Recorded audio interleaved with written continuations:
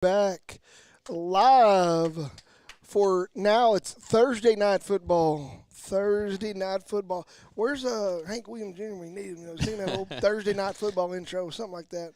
I'm gonna try to turn this gain down just a little bit. We are inside. We are not outside tonight, so we don't have any crowd noise. You guys may hear some other people that are inside the booth with us tonight, but it's all good. We are comfortable here. We're thankful for the accommodations here at Herman Clark Field in South Yes, Texas. sir. Yeah, I have to say, welcome back, Chris. Good Thank to you, see Joey. you back. Glad your travels went okay. Yes, sir. We are back here, right down the street from our house, and about to watch some football. Joey, I got to tune in a little bit during the first quarter last week. I'm sure some of the people tuning in may or may not have been there, but take us through what an exciting week last week. What happened? So last week, the Bullfrogs toppled the Kennedale Wildcats. Kennedale Wildcats were on a 61 district game winning streak that went all the way back. Last time the Bullfrogs had beat Kennedale Wildcats was in 1999. Wow. Now, do I age myself? I was in high school at that time. But last week, the Bullfrogs, they deferred. They won the coin toss. They deferred, so the Bullfrogs had a kick opening up. Polito missed on his kick and kicked it to their best returner, which is what you don't want to do.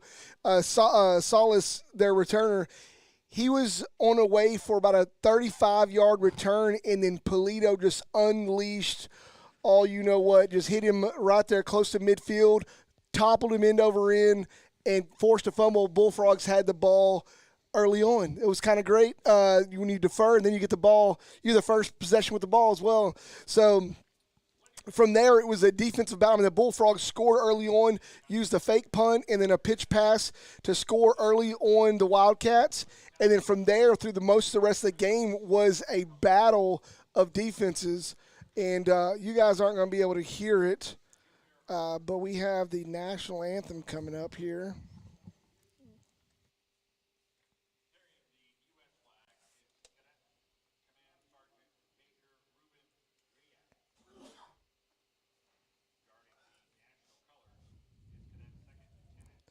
They're announcing right now on the field, they have the colors being brought out by JROTC.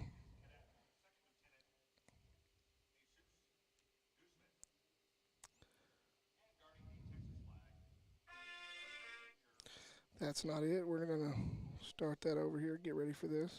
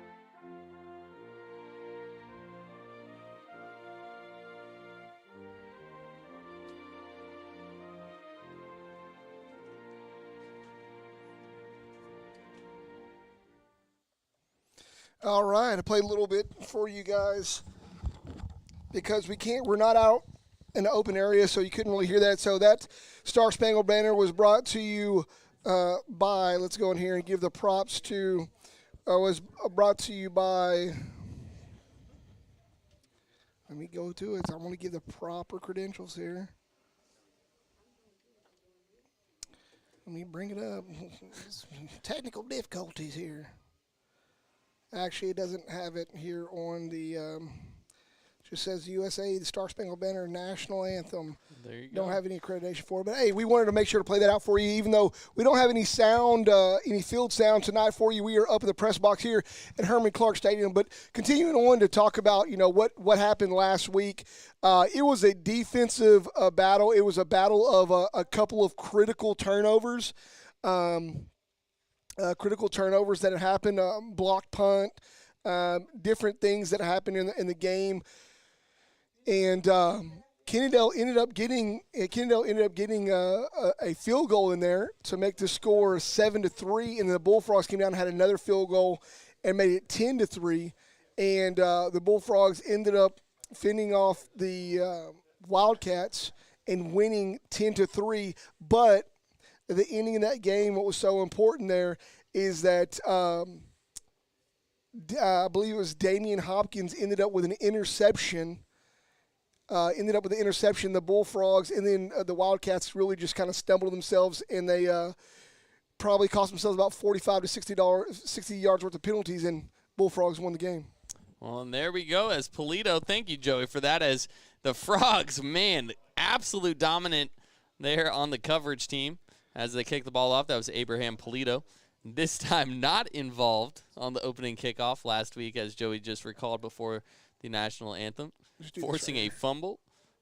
But that is going to be spotted, it looks like, at Diamond Hill Jarvis's 16-yard line. Yeah, it's the overhead lights. Sorry, guys, we're trying the camera here. We have lights inside here, so it's hard to get past the glare that we have here.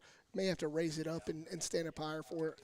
But here we go. On that opening tackle on the kickoff was number 33, Jaden Gallagher, meeting the kick returner there. But here we go. Let's get after it.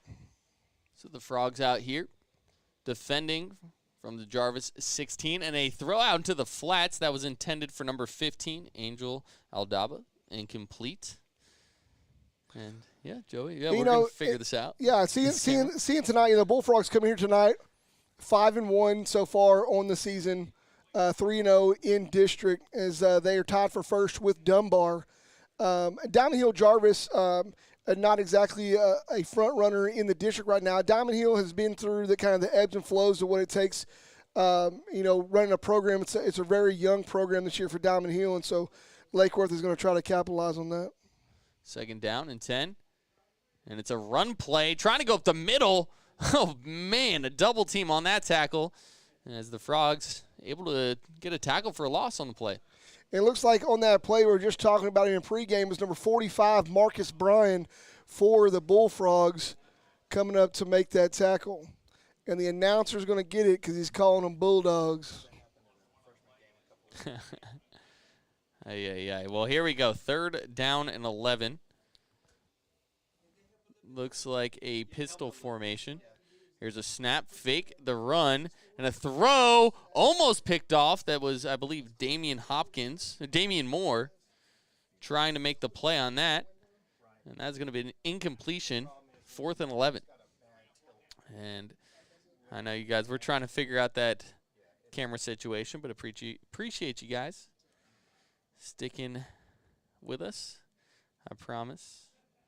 It'll get there. It's all right. There's a little bit of glare there, but we'll just have to deal with it. All right. So the Frogs here, you would assume, will get good starting field position. High snap, crowd, and it's blocked and into the end zone. The Frogs trying to jump on it, and it goes through the back. And the signal should be safety. Yeah, I'm waiting. Nobody's making a signal. And even the stadium announcer is waiting for the call. Yeah, the referees are like, hold on. What is that again? That happened a couple weeks ago in the NFL, the butt with the butt punt hit off the player's butt right through the back of the end zone. And they're Safety, coming out to discuss this. Should be a safety. Yeah, it's a safety. There it is. There's the call. So what I could tell looking at the ump, and sometimes makes me nervous, is that the ump had to be told that as a safety, he pointed that Lake Worth touched the ball last going out. That doesn't matter. The last person to have possession was the team that was punting, so it makes it a safety. It's not going to be a touchback. Yeah. It's not going to be a touchback at all. You can't touch back. It's the wrong end zone. But hey, sometimes you don't get that call too much. Yeah. So at least the officials talking it through. But now the Frogs again will get good starting field position as the kick will come from the 20-yard line. Hey, Ben from Alaska. Hey, buddy, thanks for joining in. We appreciate you hopping in there. Thanks so much for joining us. We're trying to keep up with the both streams to try to see who we have on the chats. So that is 54 seconds elapsed here in the first quarter, and the Frogs already 2 points on the board. And there's the kick. It's going to be returned from the 30-yard line. And trying to find a seam here. It's Reese. Oh, and Reese has it, and he's got some space. And he's going to return this one into the end zone. But it looked like there was, I do believe, you cannot lay on top of a player. It might have been, it might have been a holding call. Once you pancake, you can't. Yeah, used to you could waller on top of them, but now not so much. Not so much anymore. And so I think that's the right call there. I think it's going to end up being a hold, so it'll come back 10 yards from that spot. And the Bullfrogs will get a chance to start still with great field position. You'd like to see that return, but. I think that's going to be kind of the story of the night, though. The Frogs already looking dominant tonight. Barely a minute into this one.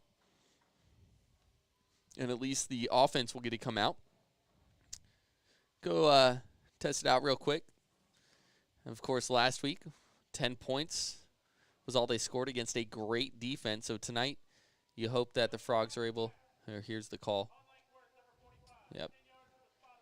10 yards from the spot of the foul. So that was, I believe, number 45, I believe they said, and that is Marcus Bryant, a younger guy, getting his first year on varsity. Saw an opportunity. Both guys, I don't know if you were able to see that on the camera. Both guys were actually they were blocking. Well, Marcus was blocking, and they both went to the ground, and he saw the ball coming his way, and so he hopped right back on top of the kid. Can't do that, but here we go. The Frogs will come out in I formation. Two to our near side. They're going to toss to the right. Damian Moore trying to find some space, trying to get to the sideline, and he's going to be brought down after a gain of about 13. And so last week, the Bullfrogs, even though the Wildcats had a really strong defense against the run, the Bullfrogs didn't abandon the run last week. They continued to run the ball. And late in the game, you saw it chip away a little bit here and there, but you didn't see until late in the game, and Damian Moore had a 30-plus yard run at the end of the game. And so tonight, I think you're going to see a heavy dose of running. And Reese drops back to pass. And he was going to throw to, it looked like Chuchu Meza. Yeah, he threw to Chuchu Meza, but Charles Williams Lawrence out there, Chuck, he was wide open down the sidelines. So the Bullfrogs, I think, are going to take an opportunity here to really try to throw this thing, maybe a little bit different than what they normally would. Hey, try to get some reps in there. Of course, the Frogs, most of their offense is run central, but they're going to come out passing. And now they got their man. That's Meza with the catch. He breaks free and into the end zone. No, that's not Meza. That is Cornell Avington. Wow. Touchdown, baby. Touchdown already. And, the Frogs just absolutely coming out here and doing what they want. In years past, it's games like these that you worry about your team a little bit sometimes because you're worried that they're going to, I hate to say, for lack of better words, play down to a different level that they're not on. But we've seen Lake Worth do that against Castleberry 2 years ago and let Castleberry hang in the game, and Lake Worth ended up losing. This year when Lake Worth played Castleberry, they beat them as they should, 50-0. And so you just hope your team comes out and still is able to pull something out of the night. We're still early on here, so don't let me talk beforehand. But it looks like there's going to be offsides encroachment on the defense. They'll mark it off half the distance of the goal and see what Coach Welch does here. Sometimes he likes to go ahead and get that half the distance and go ahead and try to go for 2 points. It looks like he's going to let Polito go ahead and kick this through.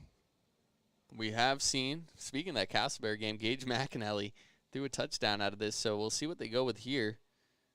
And still almost caught him offsides, but nope. The kick is up and through the uprights. 7-0 Lake Worth. 9-0. 9-0. Oh my gosh. We were just talking about soccer earlier, so I know. Hey, it's funny because you got to get in your groove in the commentary. I had my preseason, then I had my little 2-week hiatus, and now it's like I'm taking the rest off. But man, it's been not even 2 minutes, folks. Not even 2 minutes.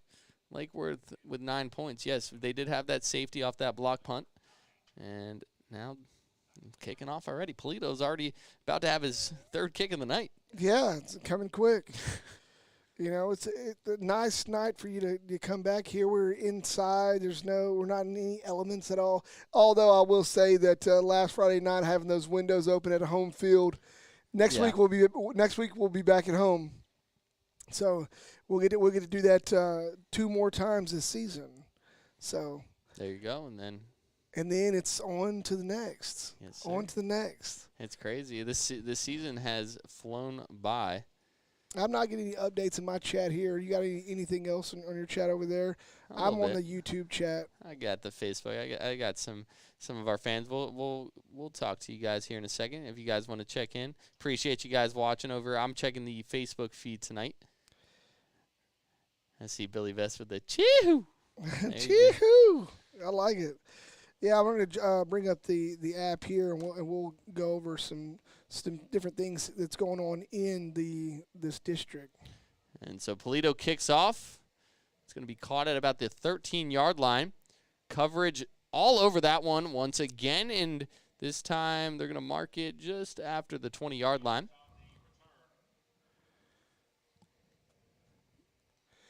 Yeah, it's hard to count all the numbers of Bullfrogs that were on that one. We'll call it just a small army of Bullfrogs. How about that?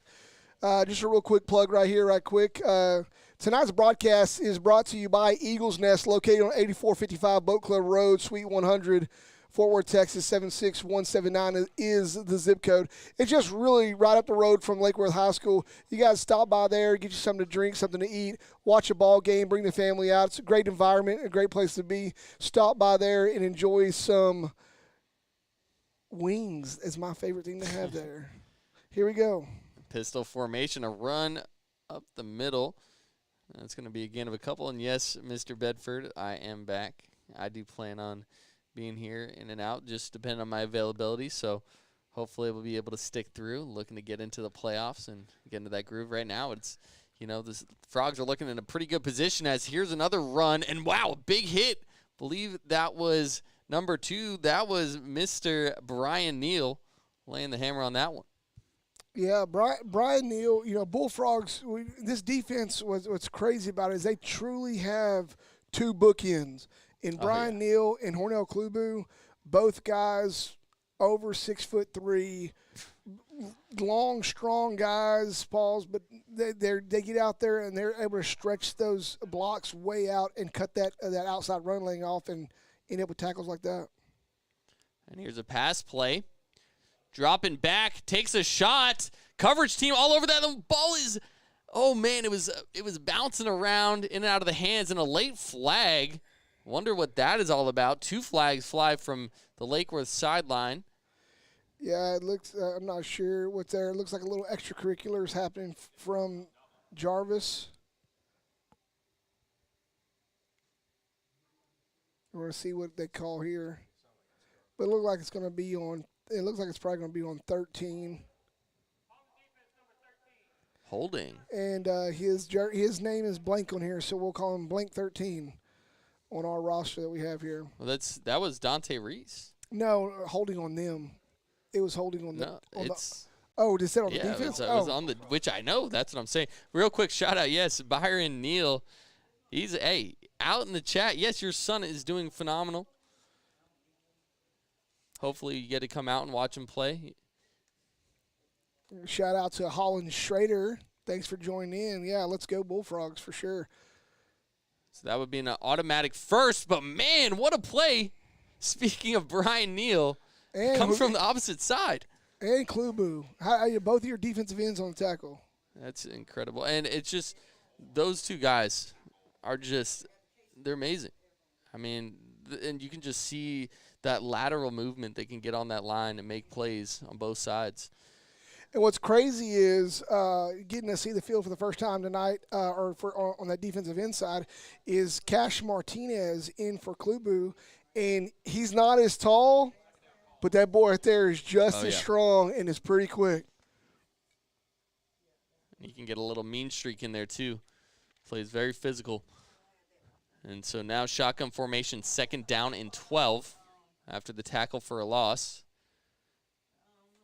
And they're checking to the sideline here. And here we go. Little quarterback keeper.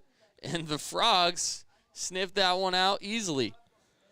They bring up 3rd down and long for Jarvis. You know, Jarvis right now they're really struggling to get anything going. I mean, that last play that they had, that long pass, looked to be something that would probably be most beneficial for them, but it came up incomplete, and they drew a flag off of that and a first down. But other than that, we haven't seen a whole lot happen yet. So the only first down so far for Diamond Hills Jarvis was off the defensive holding call. And here they go on 3rd down again. Play action. Pressure's on. It's a lob ball. This one is going to be picked off. And got some blocks in front of him. That is Damian Moore with the ball. He's got open space. He cuts it back across the field. And Brian Neal leading the way. And that is going to be a touchdown for Damian Moore. So maybe he's not going to run it in from the running back position, but he's going to come out in defense and get his first touchdown of the night. Yeah, I don't see any flags on the field. So that will be a pick 6 for the Bullfrogs. Great play. Great play. And again, we've been talking about the defensive line, and that's all credit to them, bringing that pressure, forcing the quarterback to throw that ball up there. And, man, did he miss his intended target by about 10 yards. Free play for Damian Moore. Able to cut it back across the field. And now the Frogs and Polito going for his 4th kick of the night. And this will be for 16. It's going to be an awkward score tonight after that safety. And the snap is good. Kick is up. And through the uprights, 16-0, Lake Worth. Yeah, you know, tonight we might actually get a chance to see Ezra Nusra out there as kicker as well. I'll kind of look at the way things are going right now.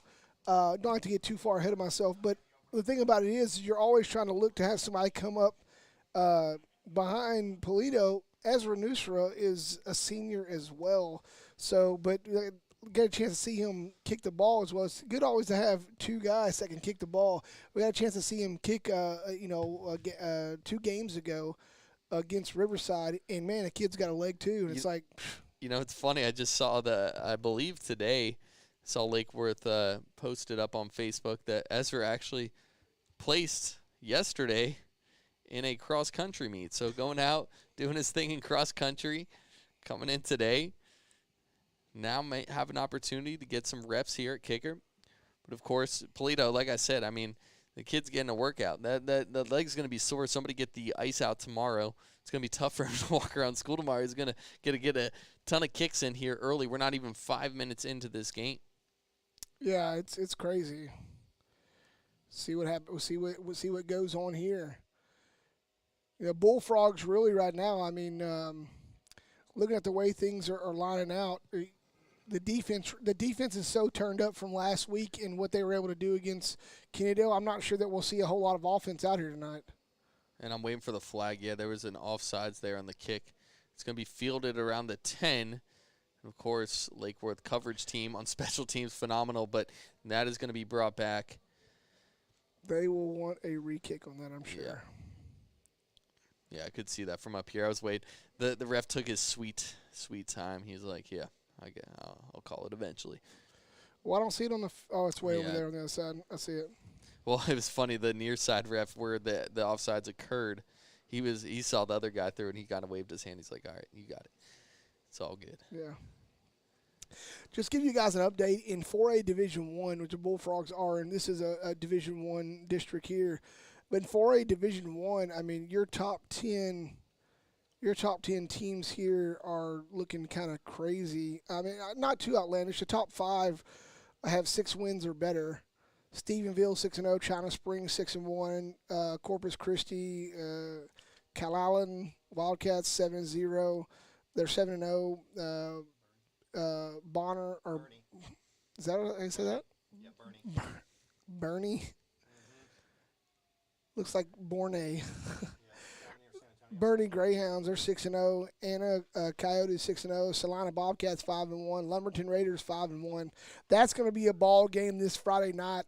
Lumberton Raiders versus Vidor Pirates. Vidor was not expected to do what they did to LCM last week, but last week they beat LCM by, I think it was like two touchdowns or more, and that was a big deal. So I always mention Vidor Pirates because my nephew is a starting center there, so I like to talk about them. But number 8 is Kaufman Lions, 5-1. Canyon Eagles, 6-0. Kilgore Bulldogs, 5-2. I mean, that's a pretty tough top end of 4A Division 1. Well, so I don't know. I guess they're going to wave the flag, and this one's going to be, I guess, might have missed something. But real quick, I want to point out, thank you, Sharon. That cross-country meet, guys, was today.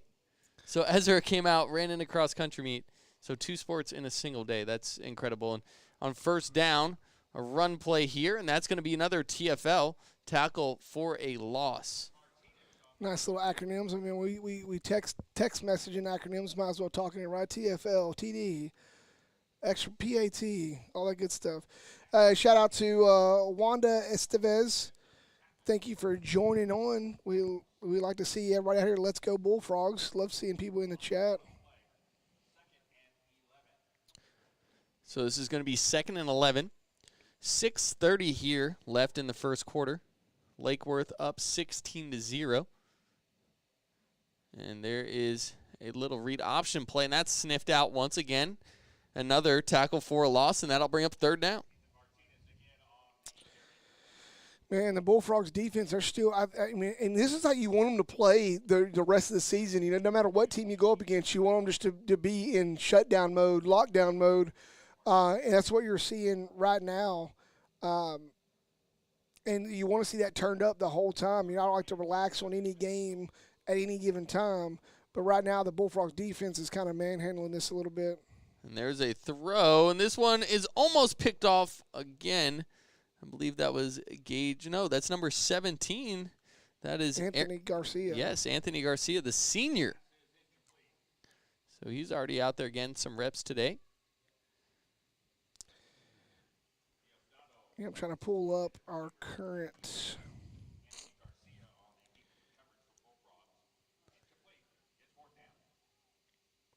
sets in our division right quick.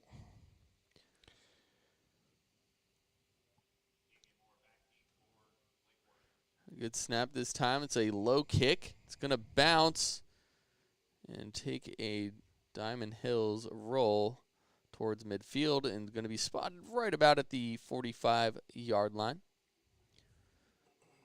As the Lake Worth's offense will take over here.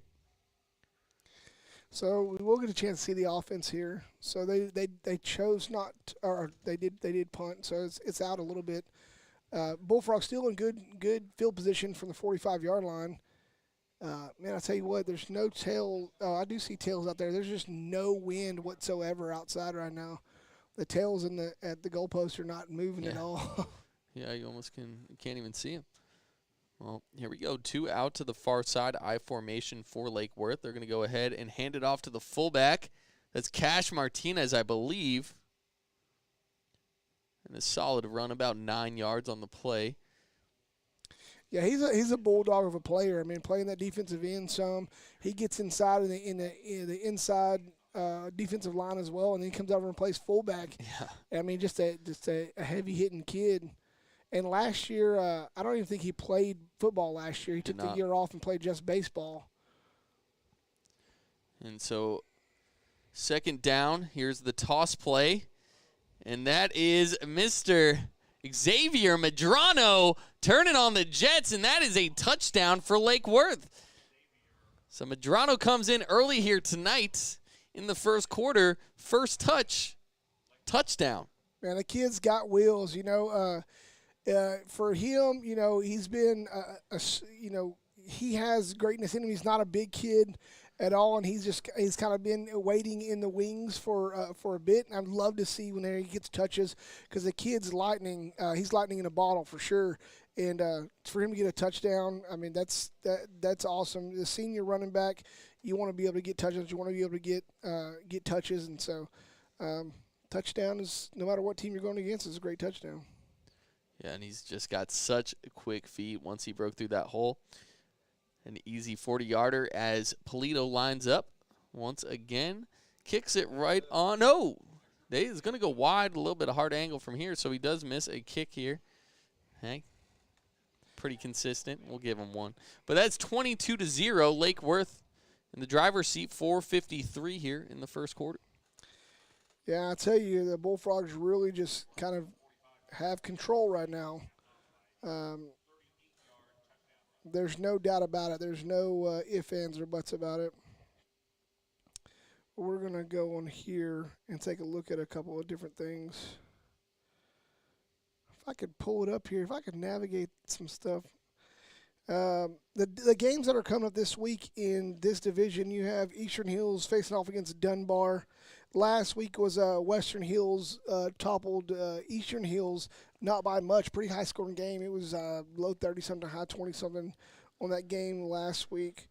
And then you have Kennedale Wildcats plays Carter Riverside this Saturday. Wow, okay. And so you have all those guys playing, and you have us playing tonight. So in the district, it's looking kind of, there's been some separation quite a bit with Dunbar and Lake Worth leading the top. Kennedale right there, a near third or in second as Bullfrogs and Dunbar are tied for first. So it'll be interesting to see what comes out of that Dunbar Eastern Hills game. Yep. We had the Battle of the Seas early on in the season. Every team we played, Castleberry, Carter Riverside, Creekview, they all start with a C, and now we're at the Battle of the Hills, Diamond Hill, Eastern Hills, Western Hills, and then you throw Dunbar in the mix there. Here we go. Polito lines up to kick this one. Down to about the 11. It's muffed, and picking this ball up, and he stepped out of bounds. I believe this is going to be spotted just about at the 12.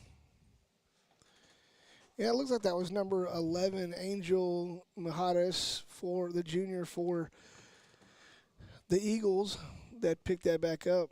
I'm looking on here and looking to see what they have going on. And it looks like, from looking at their roster,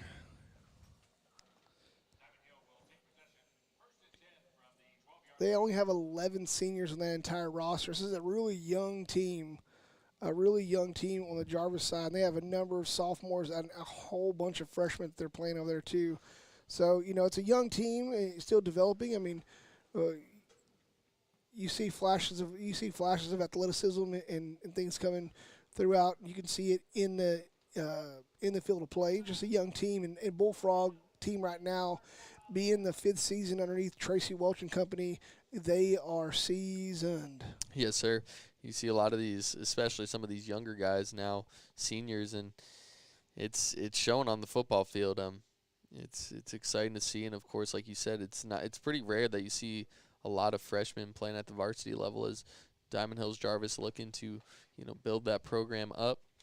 But Lake Worth right now currently still up by 22 as Diamond Hills takes a timeout here. Talk this one over. Yeah, there's enough time for another plug here. Jump in here. Broadcast also brought to you by State Farm Insurance Agent Stephen Barber. Stephen Barber has a number of different locations around the local area.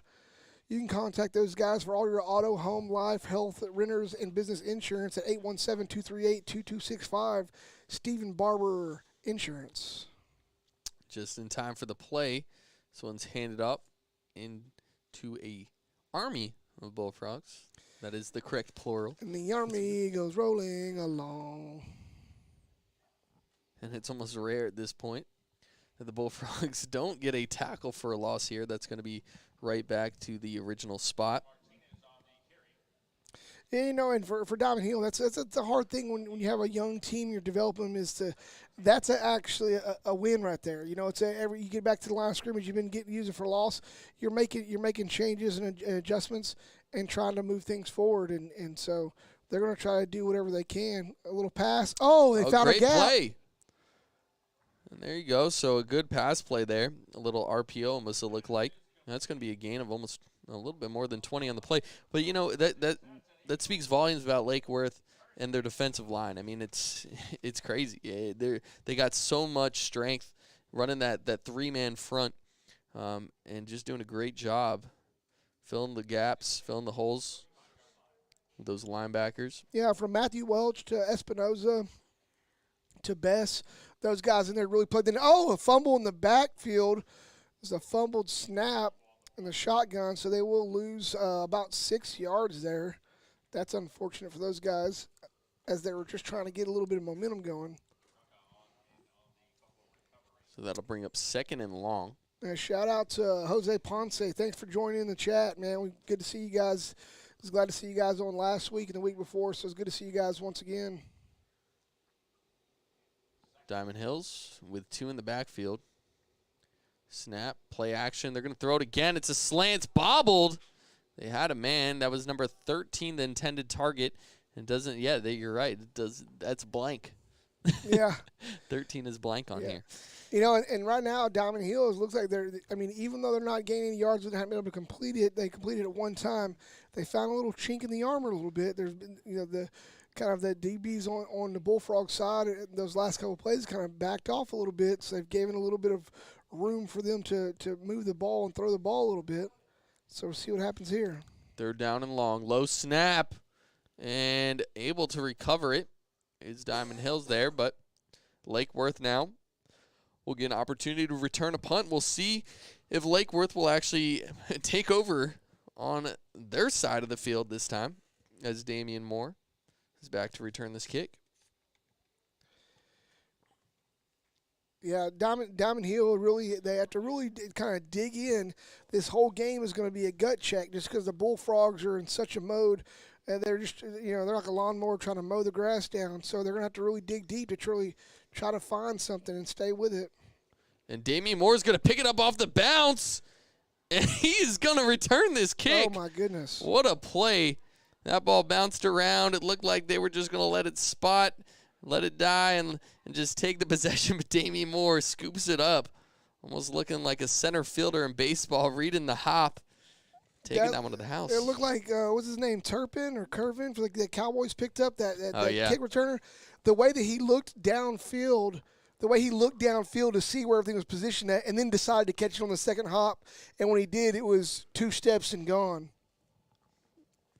What a great job. It's just heads-up football. In every game, no matter how strong you are against a team, you got to find somewhere to improve and see that. And right there, that to me is just eyes downfield, see what you have, take your time, go ahead and scoop the ball and roll with it. And there's a certain confidence that comes. A timeout from Lake Worth here, saying Coach Welch didn't see what he wanted to see on that, getting ready for that field goal. But there's a certain level of confidence that comes in taking that ball on the hop, because if he'd have muffed that there, I mean, they would have, Coach would have ate his lunch. But not only that, it would have set his team up, to possibly turn the ball over on special teams. So Lake Worth takes their first time out. 2:13 left to go in this first quarter of play. Bullfrogs leading the way here, 28-0 here at Herman Clark Stadium. Yep, so here comes Polito. Still out kicking.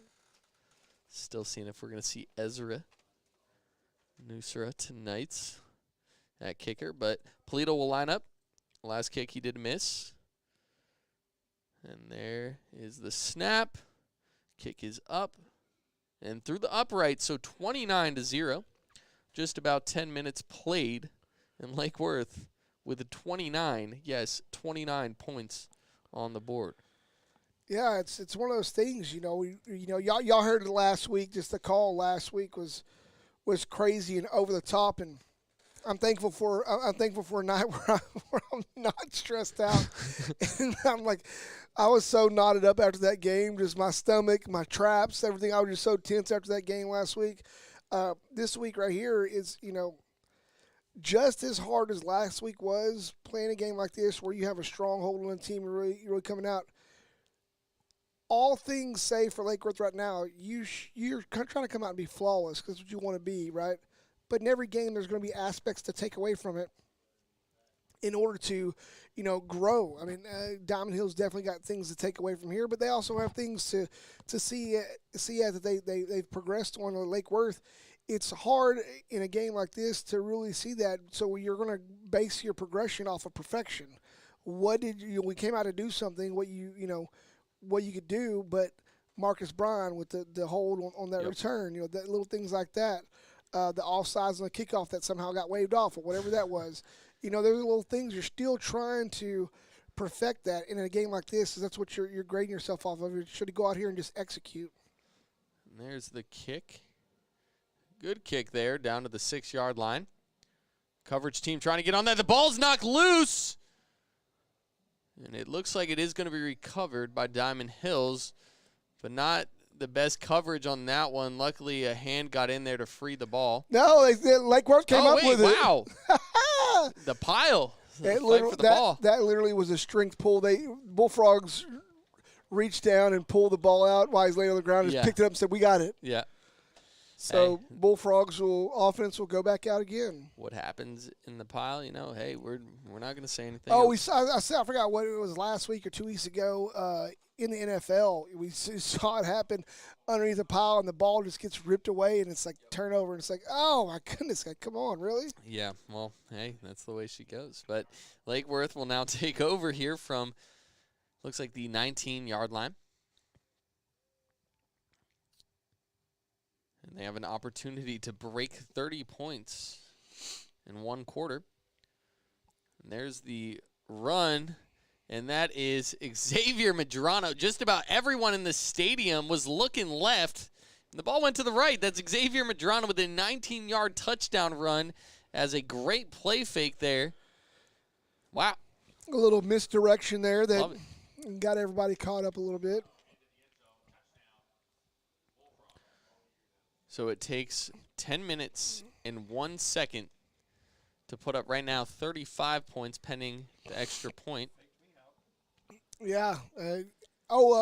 Everybody, up in the press box with his old Chuck Cormier's up here again, running the camera for us, trying to get the best angle. It's kind of hard with this glass up here. But kick is up, and it's good. So 36-0, 1 second under. It's 1:59 left to go in this first quarter of play. And the Bullfrogs have – the thing about it is it's not the Bullfrogs pouring it on thick. They're just coming out and they're executing. That's what's happening right now. They're executing against a young Diamond Hill Jarvis team. And rightfully so. When you have a seasoned team like the Bullfrogs, you expect nothing else than what's happening right now. It's truly what you expect to happen. They're not going to let up for anybody. Tonight, I imagine we'll get a chance to see several number twos come out and play here in this game. Somebody by the name of Bam over here on YouTube says, Coach White, you back? I'm not sure who Bam is, but Bam, yeah, Coach White is back, and whenever he can be in town, he comes by and gets on the radio with us, and we're try to entice him, keep him here as much throughout the rest of the season as we can. Yeah, I'll be between Atlanta, Philadelphia, and Texas here in the coming months, so Lake Worth is always going to be family, so I know I'm not going to be around as much as I've wished, and life doesn't always play out the way you want it to, but I'm always going to be around. So showing my face as much as I can as Polito will kick off here to Diamond Hill. And this is going to go down and bounce and muffed at about the 7-yard line. And Jarvis, even though their returner got, he's just got the ball got punched out a while ago. I mean, that kid's going to get a heavy dose of returns tonight. I mean, that's one of those positions, like, you don't know, some teams just kick it out of the end zone. You don't ever get a chance to return. You get a chance to see what that feels like. Speaking of returns, junior session, those guys, they're up there at Bethany College in Kansas. I mean, they're struggling this year. They haven't won a game yet, but he's got a chance to be the starting punt returner. And, man, I mean, that's what happens when you get beat. You get the chance to return the ball a lot, and he's got a chance to do a lot of good stuff up there. But here we go. Hand off to the right-hand side. Number 10 trying to find a hole there. Flag on the play. Couldn't find one. A flag comes in from behind the offense. So it was a loss of 2. It looks like I saw a holding symbol. Yeah, calling holding. There he is. He was trying to turn his mic on there. That was on number 62, Gabriel Montemayor, junior for Diamond Hill. We got caught with a hold there. And I know for those guys, it's got to be tough. This Bullfrog front side is this defensive line is just, man, they're electric. Yep, and now the Eagles hand it off, trying to break free. But, man, that was number 54. James Bess. Yep, and Chee-hoo! yeah, there you go. Where's Billy Bess when you need her?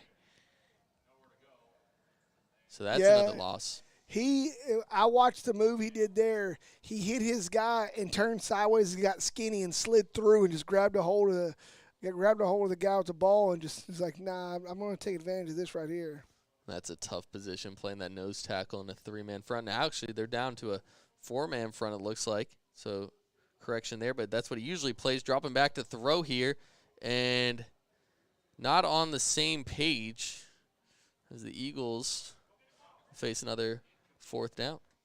Yeah, and I see Gage McAnally was he was ready to play the catch and lay a lick on somebody, and realized at the last second that if he just took a few more steps, he probably could have intercepted that. And he kind of had his hands up like, oh, man. Well, I like that, though. There's Billy. Now, I like that, though, that when you see a defensive player, doing the right thing, playing the receiver and not the ball. As Damian Moore back to fair catch this one. He is going to corral it. Good coverage there by Diamond Hill. Yeah, it was a great cover with Diamond Hill, but the pressure that is a fair catch when you have guys right in your face, I think that's one of the most nerve-wracking things I can think of when it comes to parts of football and special teams is fair catching and somebody's right in your face. For sure, it's not an easy job. Yeah, we saw last week as the Cowboys played, there was a punt that happened and didn't fair catch, and the two defenders, they right at the same time tackled the guy. One tackled him high, one tackled him low, and it was just the perfect tackle on a coverage. It's now a play action. Reese dropping back. He's going to fire it. He's got a man. That's Cornell Avington with a first down and plenty more. Gain of about 30 on the play. And we saw Cornell Avington get introduced 2 weeks ago on a little bit of a jet sweep. Not a little bit, but it sort of was a jet sweep. We've seen it a couple times now. And against Kennedale, that has a really fast defense, Avington on that sweep was able to get 5 yards in just a half breath, going so quick. But they were on him in 5 yards. And he's one of the fastest kids on the team. And so now Lakeworth in a twin set, man in motion. It's Damian Moore. Reese fires it out to him, almost picked off. As the Eagles were able to sniff that one out. Yeah, it was almost one of those plays there. A little bit seasoned as they moved to the next level. The quarterback just to point to the end of the end zone because they all came up and read it, and all it took was for Damian Moore to take a spin out of that and head towards the corner of the end zone, and there was nobody there. It's just those things, going to the next level. There are things that you can see and read and go forward, and right there it was just a little bit long on the delivery. And so now trips out to our near side. 2nd down and 10. Pass play once again. And this one is caught and tackled. That was Caden Duhan on the reception. So we're seeing some of those some new faces out on the field. So Duhan getting a reception here tonight. Gain of about 5. And I tell you what, Caden Duhan always been a grinding nose player coming up through the ranks. I've seen him grow up through. I've seen him, and that's the end of the first quarter. Bullfrogs lead 36-0. But Caden Duhan, I've seen him come up through youth ball, being an undersized kid, but with grit and fighting through, and always trying to prove himself to be worthy of that starting position, to be worthy of that next man up. And the kid's got a heart like no other. I've seen him play through and break an arm and then come back in the season, and different things happen. And to see him get a chance to play out here tonight is great. I mean, the kid's a junior this year. And, a lot of kids got a chance to see in the past, kids that may have been a freshman or underneath Coach Welch, and then there's only been one freshman to go to start on the team all the way from freshman all the way through senior, and that was junior session. But it's hard to even now see a sophomore on the Bullfrog varsity roster. There's only one, and that's Michael Andrade, the only sophomore that's on the roster for Lake Worth. So having to pay your dues and play that and play to JV and then to make the varsity team as a junior, it's a big deal now. And to get some plays and get a chance to run here, it's great. And that's Cash Martinez almost into the end zone, gets the first down, brought down to the 1. Brought down to the 1-yard line. This is a great play. I thought when they tackled him, kind of rolled him into the end zone, but they're going to call him at the 1. But, seeing him and seeing kids like Cash Martinez come back and play and just seeing all these kids get an opportunity, you got to take advantage of every opportunity you can get. And right now, I mean, I don't know what the clock's going to look like in the second half, but right now, every chance these guys get, they're running it. And right now, it looks like in for the touchdown, that was Cash Martinez. Yep. Cash Martinez gets him a touchdown. And so now here, the Frogs with 42 points, and we just began the second quarter, not second half. Yeah, 42-0. So, and give a shout-out to Josh Wilcox. I see you there, Reels Gone Wild, popping in the chat. Good to see you. Bullfrogs right now, just kind of got both hands around this one, 42-0, and 11:25 left to go in the second quarter. And Polito puts it up and through. So 43-0 here, 11:25 in the second quarter. As the Frogs have no issue putting the ball in the end zone tonight. A couple small special teams, touchdown, got a safety, got a couple defensive touchdowns. Couple offensive. Yeah, just get them all every way. Almost had a kick return, but it got called back. Yep. Well, yeah. So it's just been all Lake Worth tonight. Yeah, Lake Worth is really, I mean, like I say earlier, we're a homer team, but we definitely don't like to talk and beat a team down. But it's just a Downhill Jarvis team. They're a really young team. And, looking at the coaching staff out there, I believe they're underneath some of a different coaching staff than what they were 3 years ago when the Bullfrogs played them.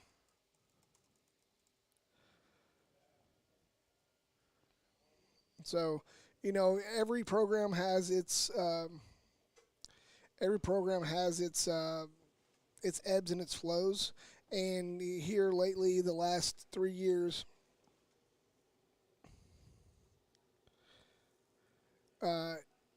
Here in the last 3 years, the Bullfrogs have been flowing rather than ebbing. So, yes. And this year right now, the Bullfrogs have been kind of on this trend, and we hope that it keeps going. Here we go. Polito kicked the ball off.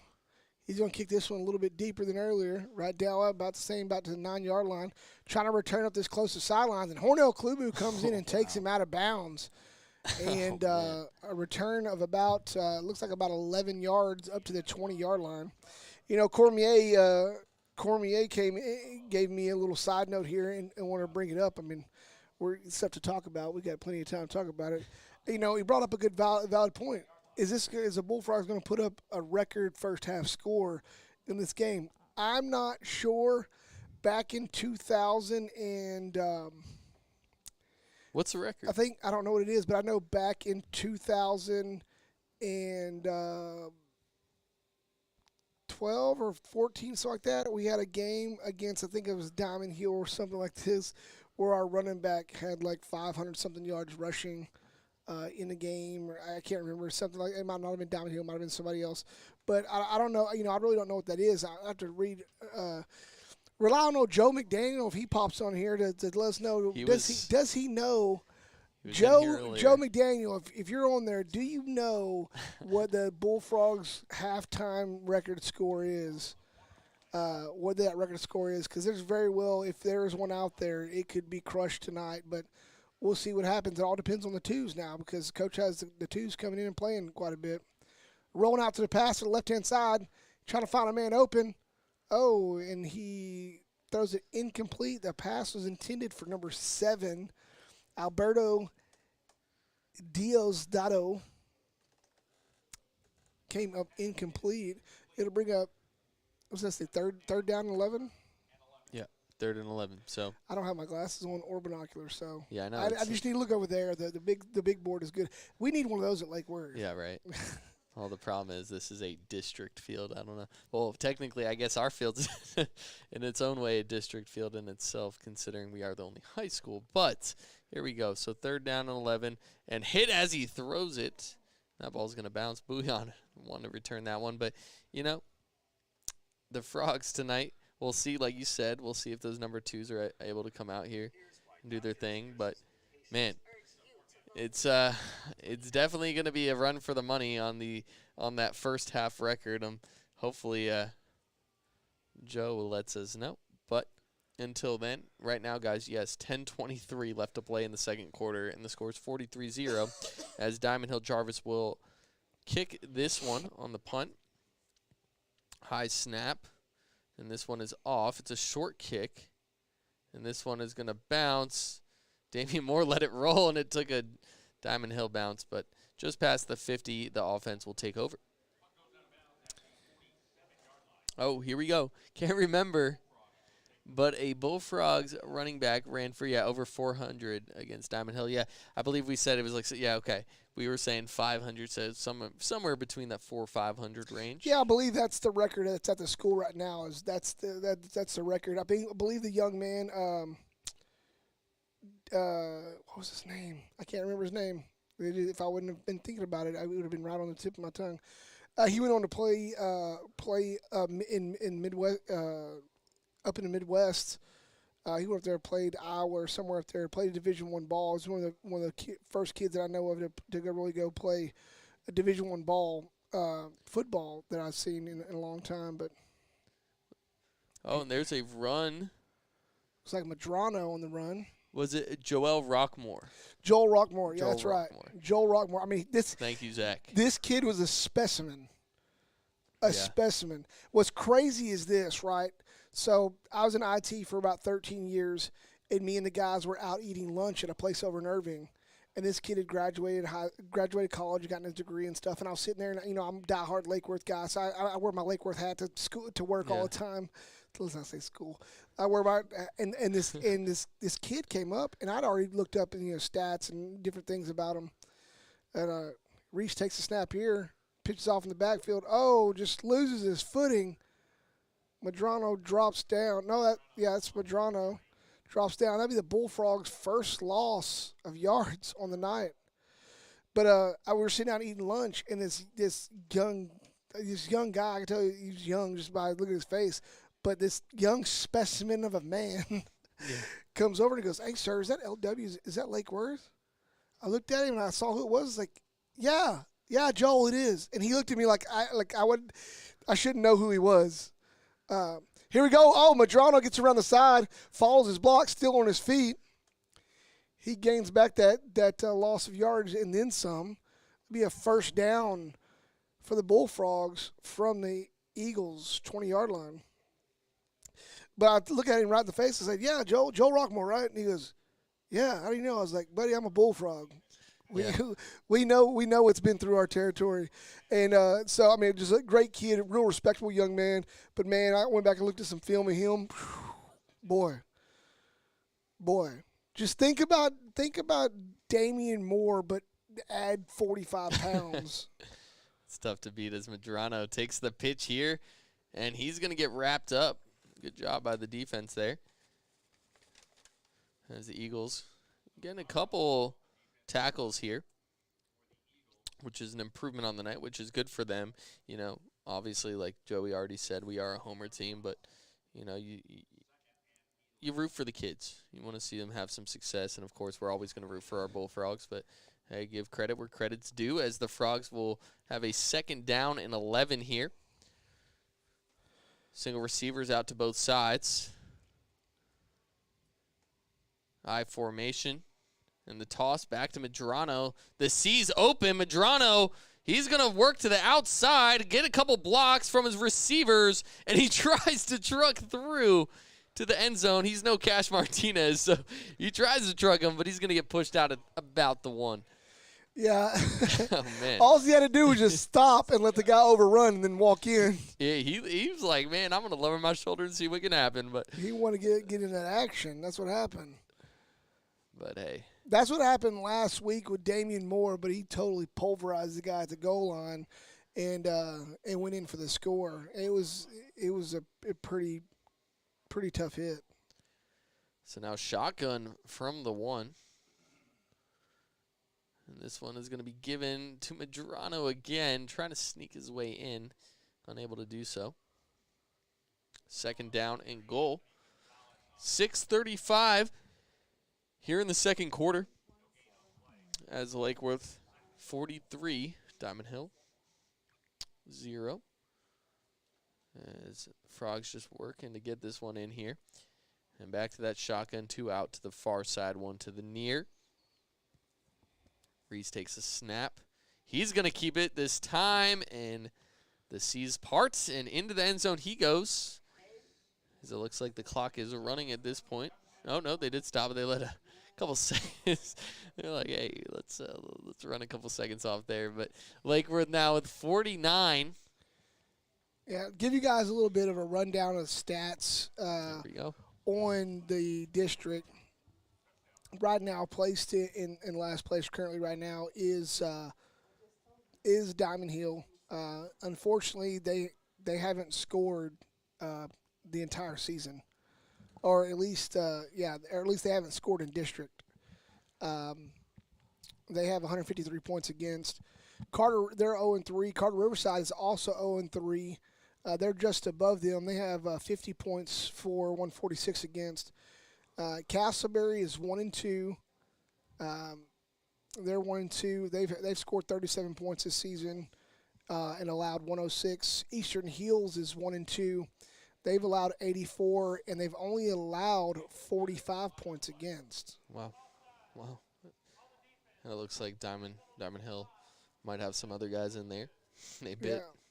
Yeah, and then Western Hills, they're 2-1. They beat Eastern Hills last week. They're 2-1. They've had they scored 113 points. They have 124 against. Here you go. Kennedale is 2-1. They have 74 points for, 10 points against. Wow. Oh, wow. Then you have Dunbar. This is what's crazy. Then you have Dunbar that's 3-0. They have 170 points for in 3 district games, and then they have 47 points against. Who did they play? Dunbar has played. I'm gonna Eastern. I'll pull it up here in a second. I was gonna say because our points per game is about to go. Then Lake Worth is 3-0, 112 points for, 9 points against. Wow. And see, the reason I say that we might put up 100 tonight. I don't think so. I know. Obviously I know. Well, I say that because what happens here is you get into you get into your number 2 section, and you run the clock in the second half for the sake of sportsmanship, and this thing will not stop. Of course. Oh, I understand. I was being a little. But what I'm saying in that is that is that it's all to the number twos. Yeah. He's going to give the number twos an opportunity. Coach Welch and staff going to give number twos an opportunity. If they can go score it, they're going to let them go score it. Oh, and a decent return there, but then upended by the Bullfrogs. Let's see. I can't tell that number. Number 15? No. I couldn't see the jersey number there. But you asked about Diamond Hill. They're on Dunbar. Dunbar's on a 3-week winning streak as well, just like the Bullfrogs are. And so to look at their overall and look at their scores, try to see. Dunbar beat Carter Riverside 44-14. Cash Martinez with the strip sack, and that's a fumble recovered by Lake Worth. Some Bullfrogs are getting after it. So I tell you, that in order for guys to keep the defense turning it up, and those guys continuing to get out there and get a chance, it's the only way they get a chance on offense to score is to get out there and move fast and get it done. Coach Welch is not going to stop them from scoring. He's going to give them an opportunity. Yes. And if they can make it happen, it'll happen. But if they don't, it's not going to press the issue. So we're looking at the Carter Riverside and Dunbar game. Dunbar beat them 44-10. Okay. And we're looking at some of the stats in Dunbar because really, honestly, coming into the season, I'll say this now, we're past Kennedale. The two teams that I had in thought for this district for Lake Worth to be in was Kennedale, and then Dunbar was the second. Is how I looked at when I looked at the schedule. I know Coach Welch and staff, they don't care about those things, but just being a commentator and looking at those, I try to come up with my own projections and all that kind of stuff. And Dunbar, in the past, Dunbar has always had a good abundance of talent. It's a matter of keeping the lightning in a bottle, like I said, for Lake Worth. Right now, Lake Worth has lightning in a bottle. Yep.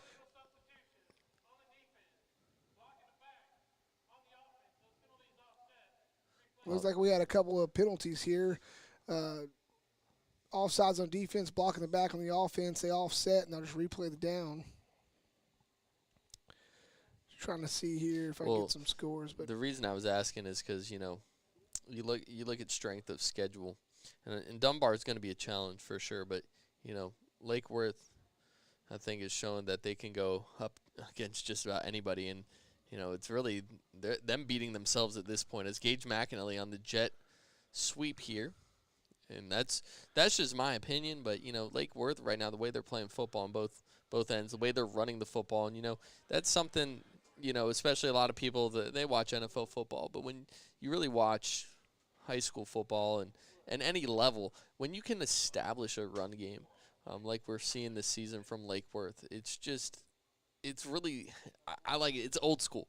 You can control the clock. You can do a lot of things with that run game. And Lake Worth have just proven they can do that, and they play great physical defense.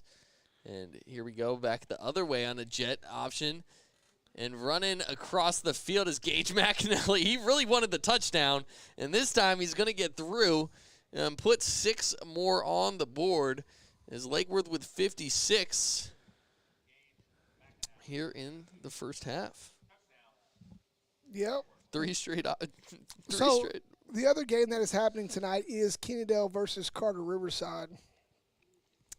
And looking at that game, it just started at 7:30, and Kennedale is up 23-0. Yeah. And so they're 35 minutes into that one. They're still in the first quarter of play. I mean, I could see that happening. Field goal's up, and it's good. Polito in for another one. His leg is going to be sore by the end of the night. Yeah. And they ran the clock on. Yeah, well, they ran it all the way down until just now. Yeah. But that's fine. I run a clock for youth on the weekends too, and when I have situations like this, it may happen that way as well. Yeah. Well, at this point, Abraham Polito is about to, I think, set a record for most kicks in Lake Worth history as well, almost. I don't know if we can get a statistic on that one, but Polito is. What is I was making a joke. He's going to get the most kicks in a single game. He might. That's could be record set with that too. But now Polito again from his left hash. They've been kicking it down the left side of the field. It was a good return. Last two returns from the Eagles, Diamond Hill Jarvis Eagles, doing a good job. And, credit to them making an adjustment. Instead of running it back towards the middle of the field or trying to bring it across the field, they're just going straight up that sideline. Found a lot more success that way. But as the Lake Worth special teams unit has great coverage, able to get downfield, make a lot of big plays. I know Coach Welch puts a lot of emphasis on the special teams. And this kick is going to be driven down to the 9-yard line, and it's muffed. It's going to be picked up, and a big hit there. And that is number 26, Scotty Burns. Little old Scotty. Hey. Scotty too hotty. I love He's Scotty, a good kid, man. Yeah. He's a good kid. Oh, Scotty Burns. Yeah, Bullfrogs. What I'm seeing right now, I'm trying to really be a little more harder on critiquing them as a team right now. They got they got every last bit of this under control. Is I look at how that kicking team covers. I mean, they're just doing an awesome job. And a handoff here, and man, the backfield.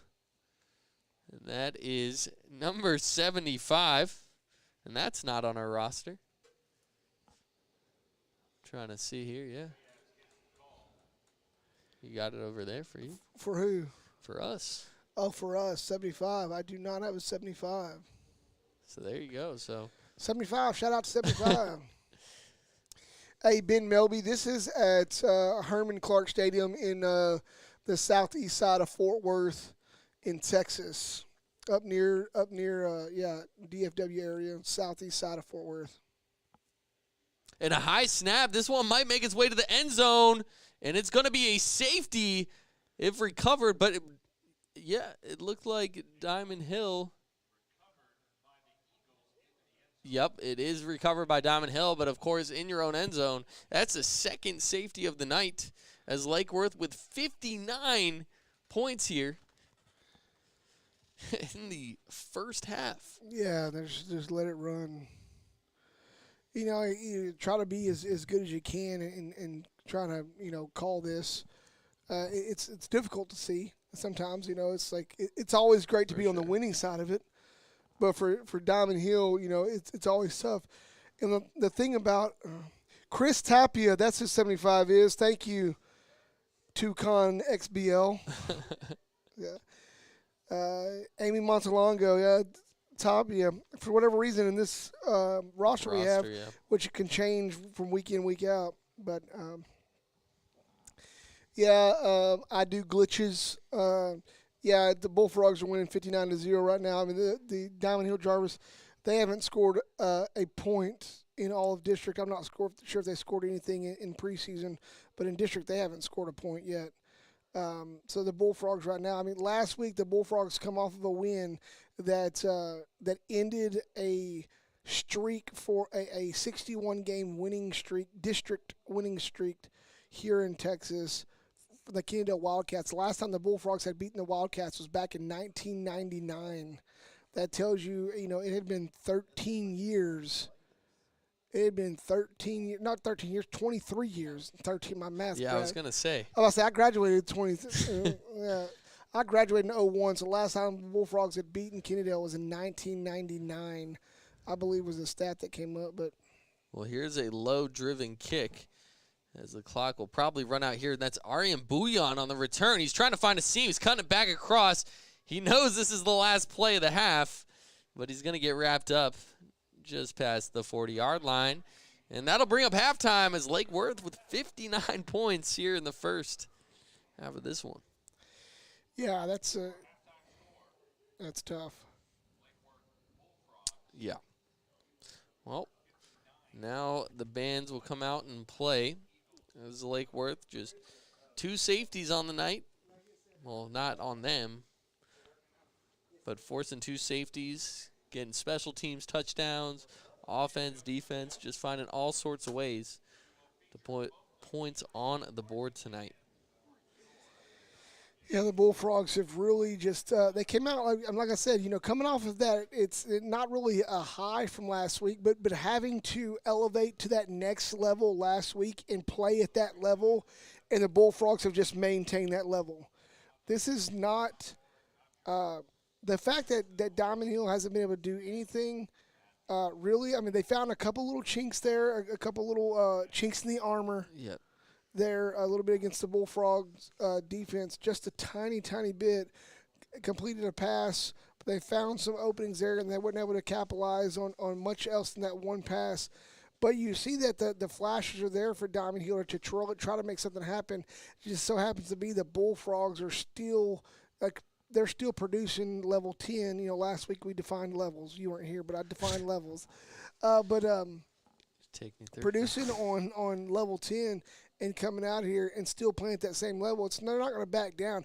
You should expect the Bullfrogs to play like this the rest of the season. It's not going to change. So next week when the Bullfrogs play it's Eastern Hills or Western Hills, when they play them, expect this a similar turnout. Yep. For sure. Dunbar, looking at what they've done so far. Now, you can also go through and look at, how did Dunbar play Castleberry? How did Dunbar play Kennedale when that comes up? Because we will see that because it will be the last district game. We'll see how that turns out. And then as a projection standpoint and what you're kind of looking at, you might be able to see a little bit there to see what Dunbar is able to do.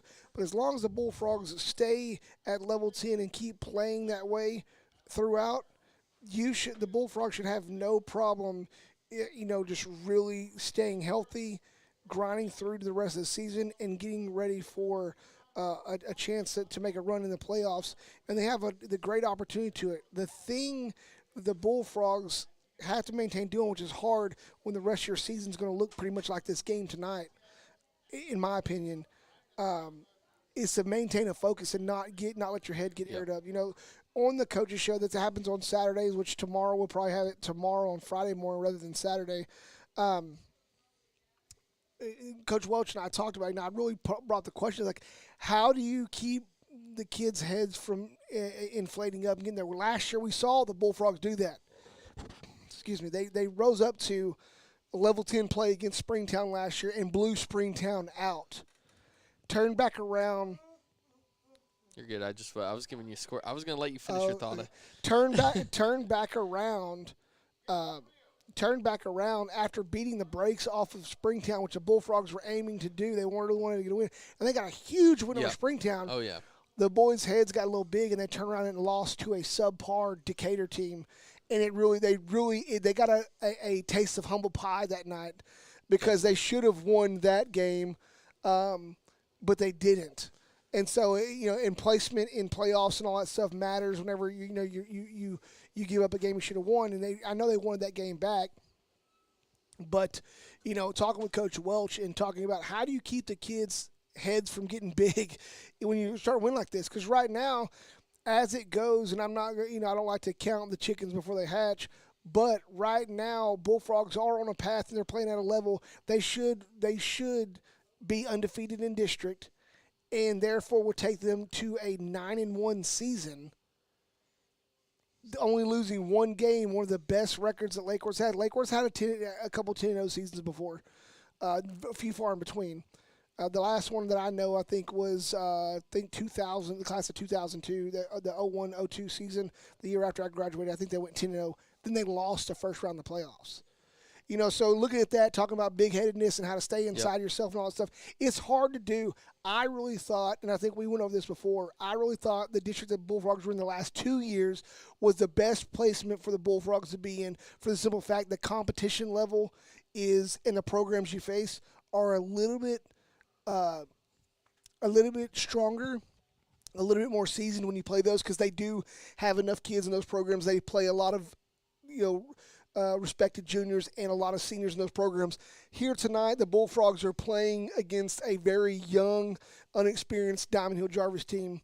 I mean, numbers don't always tell the story, but in the case of this team, Yeah. their numbers kind of show you how young they are. You know, Coach Welch, one of the rules that another coach gave him, I think maybe his older brother Jack Welch gave him years ago, was however many underclassmen, when I say that, sophomores and freshmen that you play, that's how many games you'll lose. And unfortunately for Diamond Hill, they probably have the better part of 10 or 11 freshmen, sophomores that are starting one way or the other. And that kind of proof is kind of in those old sayings these old coaches pass down. So you can take it however you want to. That's my thoughts on it all. I really see the Bullfrogs coming out. I think we're going to see, a little courtesy here, a little running clock in the second half. Because at the same time, football's a hard sport. And it's hard to have keep your spirits up. You're losing 59-0. Yeah, but you still have to come out in the second half and say, where can we get a win at for Diamond Hill? Yep. Where can we get a win? Can we get a first down? Can we get 2 first downs? Can we string together some first downs and kick a field goal? Can we string together first downs and maybe possibly score? Those little things and building that program. And I know those coaches at Diamond Hill, their back's against the wall and they're climbing uphill from here. To try to get kids motivated to come out after they haven't scored in any of That's the a tall task, yes. Yeah, haven't scored at all in any of their district games, But this happens at every level. A lot of people think, in high school is a lot of places it only happens. It happens at every level. Y'all hear me talk about junior session all the time. It's great. He's playing college ball and stuff. But the team that he plays for has a young coaching staff. And it shows. It's not always just players. Sometimes it's coaching as well. And it shows they haven't won a game this season at all.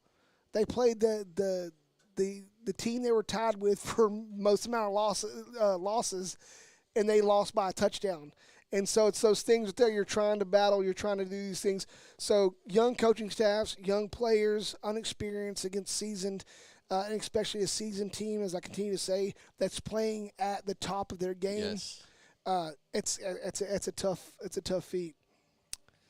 Most definitely, and that's. You were showing me a score over there a while ago. I know I got on a ramble there. Yeah, no. So, thank you to Charles. We got an update from the Kennedale and Carter Riverside game as Kennedale is winning 37-0 in the second quarter. So it looks a little similar over there. Yeah. So they're bouncing back, Kennedale, but it's always good to see. Obviously a good team. And that's what makes it feel good when Lake Worth comes out and, you beat those teams, especially Kennedale. I know was definitely one of those on the schedule that you had circled prior to the beginning of this season. And it feels good. It's like that one check mark. All right, we got that one down. And it makes you kind of feel, like you said, you just went on your whole rant about keeping a level head and all that. But it also makes you – it's a little bit of affirmation, though, that all that work you've put in, it's like, all right. We are good enough. We can do this. We can play to that level, and it gives you as much as that level head. It does kind of it feels good to be like, hey, we can hang with the top dogs and we can beat them. So, but anyway, as we are at halftime. Yeah, we're at halftime. We're going to take a voice break here for a little bit. So if you just go ahead and type in the chat there that we're not outside, so you're not going to be able to hear anything. I mean, we do have the showing the bands playing, but you're not going to really hear anything. We're going to cut the volume down here so you guys don't hear any passing by conversations that we can't control. But we're going to take a little bit of a voice break here and maybe get something to wet the whistle a little bit, take a walk down the concession stand. But we'll be back with you guys here in roughly about 18 minutes. So y'all go get you some popcorn, get something to drink, and sit back down here in about 18, 20 minutes, and we'll be ready to go again. Coming back at you in 20 minutes.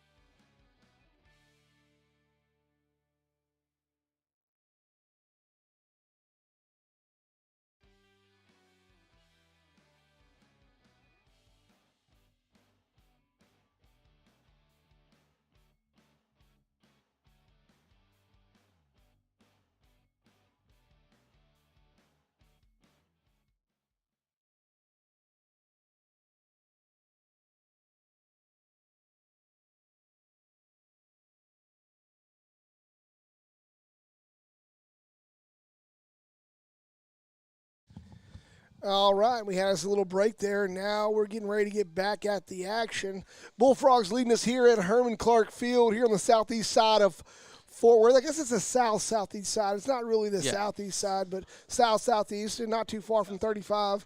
But beautiful stadium that's here. It's kind of old school field. It feels kind of like it's a bowl, what would be considered kind of a bowl setup. High grass sides, the concrete stands built in. It's definitely a historical stadium here in Fort Worth. Been a lot of great players that have came through this field.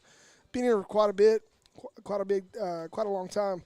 I always loved coming out here. I remember growing up as a kid seeing this field and like, man, it'd be great one day to play there. I never got a chance to play here, but back in the day, we played few Fort Worth schools. But believe it or not, back in the day, a lot of Fort Worth schools had their own field. Wow, yeah. See, it's before my time. Believe it or not, I mean, there were some fields that it just as a Fort Worth ISD, as they all got brought in together, they have these designated fields around that were adapted to be ISD fields, and so you play like last time we played Diamond Hill. We played them actually at Hanley, which is a little old field that's still up there, still closer on the northeast side. But here we go. Pooch kick, and that's going to be caught. And that is a not-so-familiar face. I'll get to that in a second. That's number 9, Justin Gallagher, coming in, getting a little catch. He does play special teams, does get a little bit of rep at the wide receiver position, but this time he's going to get a little return. He's trying to get a little jiggy with it, trying to get himself free. Yeah, he was trying to do whatever he could because he knows he might not get another shot at that on the return side of things. You know, Justin Gallagher, that name Gallagher, you know, it's a great name in Lake Worth. The Gallaghers are a longtime family of Lake Worth. I grew up with Jason, Josh, we call him Joshy, and Jeremy as well. Rest in peace, brother. But great family, and now they have cousins that are playing on a varsity team together. It's pretty awesome to see that. But here we go, back to play. And there's Gallagher. He's running out to the other side of the field. It's like, oh, wait. Here we go. So he's in at receiver now. There's a fake handoff. And, this is going to be run in a way open field. Is that Madrone? I believe that is. And he's going to walk into the end zone on this opening play. So Justin Gallagher comes in, receives the kick, runs the sideline. Coach says, no, you're out there on offense. Then they run the play directly to his side, and his block is what sealed in for that touchdown. Great job. We're just talking about Gallagher's, and we got doubled up on the calls there. Hey, I'm going to pride myself because I coached Justin at the middle school level as a wide receiver coach, and I always emphasize, hey, block. It's all, hey, those are touchdown blocks. When your receiver blocks, it's a touchdown block, and you block, you're going to get the ball. So, hey, there you go. Hey, I told you, bud. So Justin Gallagher is Josh Gallagher's son, and Jaden Gallagher that's out there is the older brother Jason Gallagher's son. It just the Gallagher's a good family out here. Here we go. Polito kicks it up. That's Ezra Nusra with his first PAT tonight. And he makes it. So, hey, from a cross-country meet to the football field. Like I was talking about him having a leg, he kicked it out there past the back end of out there over all the way out to the track. So, just a good boot. Kid's got a good leg. I wonder what his legs feel like right now after winning a cross-country meet. Yeah, so it's just funny. He's just doing his thing. It's a tough thing to do. I mean, here's the good news. Usually it's the day after that you start to really feel it. So hopefully maybe he's but still, those legs got to feel a little bit like noodles. I mean, come on. Oh, I'm sure. I say that only because that's the way I felt. I ran cross country in high school too. Never even came close to winning a meet. Underneath Coach Mel Griggers, and rest in peace. He's a great coach here at Lake Worth. But we had a guy, our kicker, which is funny, Randy Todd, that used to lead the way in cross-country meets, and we'd play a game on a Friday night and go run a cross-country meet on a Saturday morning, and he would win it. He would win it. That's crazy. Just about every single time. It's crazy. Well, Lake Worth. No, so look, Ezra Nusra's out to kick off, so he's going to relieve Abraham Polito here in the second half. And, hey, there you go. Get some reps. as he's going to align from that left hash as well. And the kick is low and driven, but nope, it's actually going to go out of bounds. It looked like it was going to go right down the center, but that's going to be a flag. Yeah, he shanked that one just a little bit. He was trying. Excuse me. He was definitely trying to a directional punt and get that out there. Kicked back over to number 22, which that's blank on our roster for Diamond Hill as well. Trying to get a kick back to him because the Bullfrogs have been kicking to him all night, and I think they feel good about what they can do about rounding him up, and just couldn't quite get the ball there to him. So it looks like Diamond Hill will start off with their best field position yet in the game, starting from their own 30-yard line.